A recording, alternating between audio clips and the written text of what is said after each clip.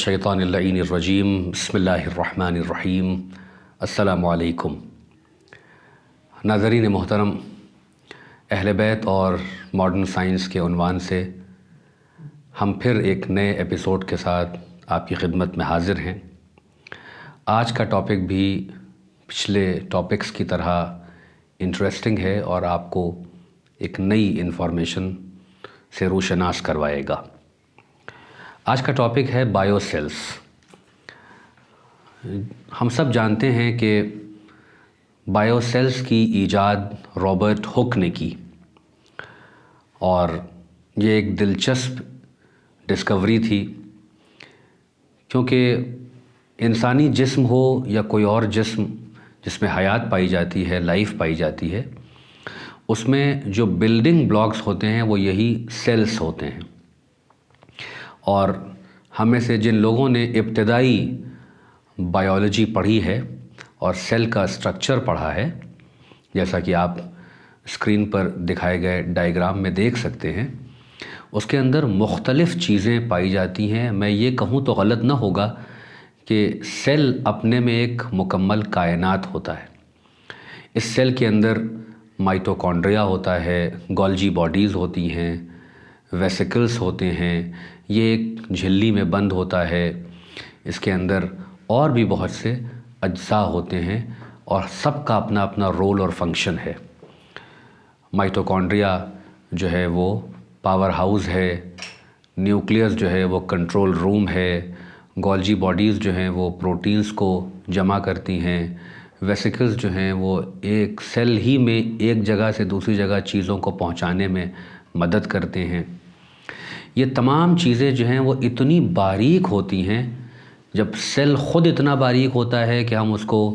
ان آنکھوں سے نہیں دیکھ سکتے، الیکٹران مائکروسکوپ سے دیکھتے ہیں، تو اس کے اندر جو سیل کے اندر جو اجزاء ہیں وہ خود کتنے مہین اور باریک اور لطیف ہوتے ہوں گے۔ پھر آپ دیکھیں کہ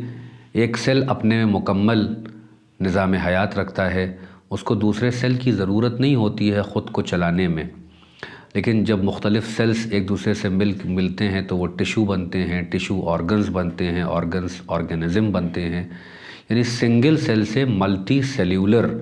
ایک وجود سامنے آ جاتا ہے۔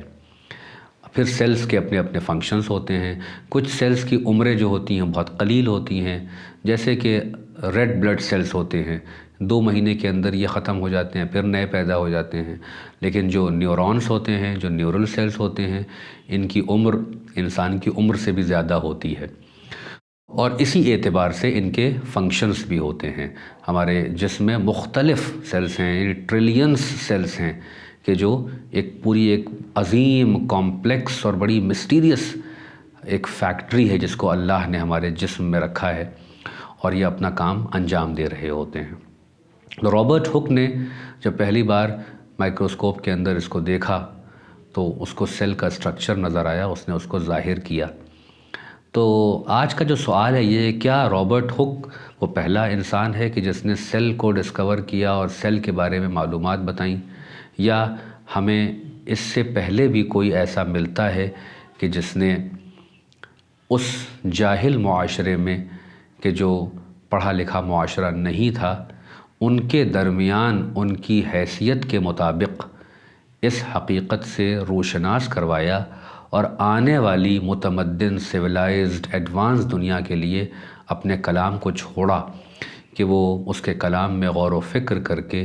اس حقیقت کو پالیں۔ ہم دور نہیں جاتے ہیں، ہم آپ کو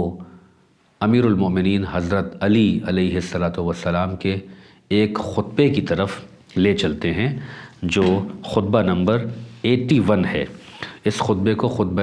غراء بھی کہتے ہیں، اور یہ ایسا خطبہ ہے کہ جو نہایت ہی مسٹیریس اور مشکل خطبہ ہے۔ جن لوگوں نے اس خطبے کا ترجمہ کیا انہوں نے بس ترجمے ہی پر اکتفا کی اور آگے اس کی تشریح نہیں کی، کیونکہ وہ خود بہت سی باتوں سے انجان تھے اور وہ حقائق کو نہیں جانتے تھے۔ مگر موجودہ جو سیل بائیولوجی ہے اور جو بایو سیل کے بارے میں ریسرچز، ایڈوانس ریسرچز سامنے آئی ہیں، ان کی روشنی میں ہم کلام حضرت علی علیہ السلام کو थोड़ा बहुत समझने की कोशिश कर सकते हैं। मैं आपको जल्दी से मौला का कलाम सुना देता हूँ और फिर हम लोग उस पर थोड़ा बहुत गौर व फिक्र कर लेंगे। मौला कहते हैं कि आप देखिए, उस अल्लाह ने तुम्हारे लिए कान बनाए ताकि ज़रूरी और अहम चीज़ों को सुनकर महफूज रखें, और उसने तुम्हें आँखें दी हैं ताकि वो कोरी और बेबसरी से निकलकर रोशन और ज़ियाबार हों, और जिस्म के मुख्तलिफ़ हिस्से जिनमें से हर एक में बहुत से आज़ा यानी बहुत से ऑर्गन्स हैं जिनके पेच व खम उनकी मुनासिबत से हैं, अपनी सूरतों की तरकीब और उम्र की मुद्दतों के तनासुब के साथ साथ ऐसे बदनों के साथ जो अपनी ज़रूरियात को पूरा कर रहे हैं, और ऐसे दिलों के साथ हैं जो अपनी ग़िज़ाए रूहानी की तलाश में लगे हुए हैं। अगर आप इस खुतबा गर्रा जो 81 खुतबा, इस पर आप गौर करें तो इसमें कितनी ऐसी बातें हैं जो समझ में नहीं आ रही हैं। कोई कह सकता है कि मौला यहाँ पर जिस्म के ऑर्गन्स की बात कर रहे हैं, हाथ, पैर, नाक, मुंह, लेकिन आप गौर करें, मौला कह रहे हैं कि जिस्म के हिस्सों में कई ऑर्गन्स हैं। आपके जिस्म के हिस्से में एक या दो से ज़्यादा ऑर्गन्स नहीं होते हैं। यहाँ पर जम कसीर की बात हो रही है, यानी बहुत ज़्यादा बेशुमार ऑर्गन्स पाए जाते हैं। हमारे जिस्म में तो ऐसे कोई ऑर्गन्स नहीं है कि जो बेशुमार हों, बल्कि हर ऑर्गन हमारा हमको मालूम है, चाहे वो एक्सटर्नल हो या वो इंटरनल हो, हमें मालूम है, उसकी गिनती मालूम है। इसका मतलब कि मौला का इशारा यहाँ पर हाथ, पैर, कान, नाक या अंदर के दिल, फेफड़ा, दिमाग, गुर्दा, इसकी तरफ इशारा नहीं है, बल्कि ये किसी और तरफ इशारा है। इसलिए कि अगर आप दूसरे खुतबों की तरफ जाएं तो वहाँ एक खुतबे में मौला का जुमला मिलता है कि न तुम्हारी आँखें उन्हें देख पाती हैं, न तुम अपने हाथ से उन्हें मस और टच कर पाते हो, मगर वो तुम्हारे जिस्म में रहते हैं। और उनकी खुसूसियत जो मौला बयान कर रहे हैं कि आप देखिए कि वो जो हैं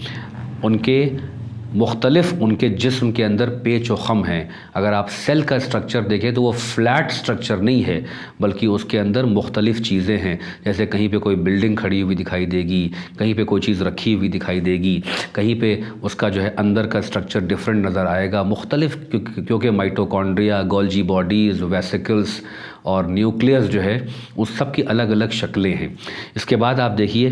कि वो उनकी जो है वो लाइफ एक्सपेक्टेंसी जो है अलग अलग होती है। मॉडर्न सेल बायोलॉजी बताती है कि आरबीसी की मुद्दत अलग है और न्यूरॉन्स की मुद्दत अलग है, नेफ्रॉन्स की मुद्दत अलग है, वो सेल्स जो लीवर बनाते हैं उनकी मुद्दत अलग है। तो मौला ने इसी तरफ इशारा किया कि उन सेल्स की जो लाइफ एक्सपेक्टेंसी और लाइफ स्पैन है वो डिफरेंट है, और उसके साथ जो उनके बदन हैं वो उसी एतबार से अल्लाह ने बनाए हैं। जिनको जल्दी ख़त्म करना है उनके बदन नाजुक और लचीले होते हैं, जिनको बरसों रहना है वो मज़बूत होते हैं। फिर उसके बाद वो अपनी ज़रूरियात को पूरा कर रहे हैं, यानी सेल, हर एक सेल जो है वो अपनी ज़रूरत को जानता है कि उसे कैसे ज़िंदा रहना है, उसके क्या फंक्शंस हैं, उसके अंदर पूरी एक डिवाइन प्रोग्रामिंग मौजूद है।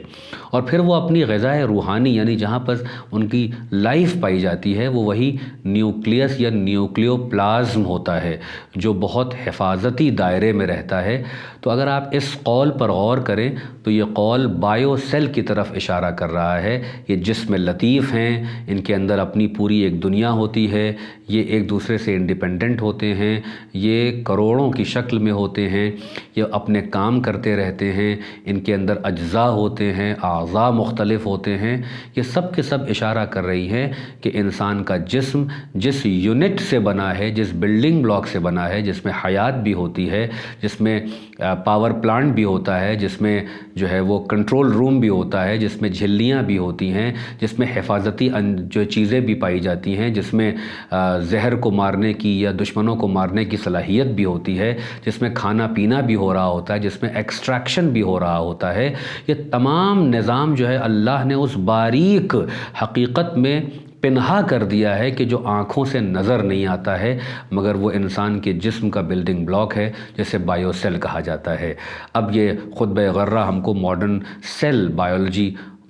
کی روشنی میں سمجھ میں آ رہا ہے تھوڑا بہت، تو ہم سلام کرتے ہیں اس عقل سلیم پر اور اس انسان کامل پر جسے حضرت علی علیہ الصلاۃ والسلام کہا جاتا ہے۔ والسلام علیکم ورحمۃ اللہ وبرکاتہ۔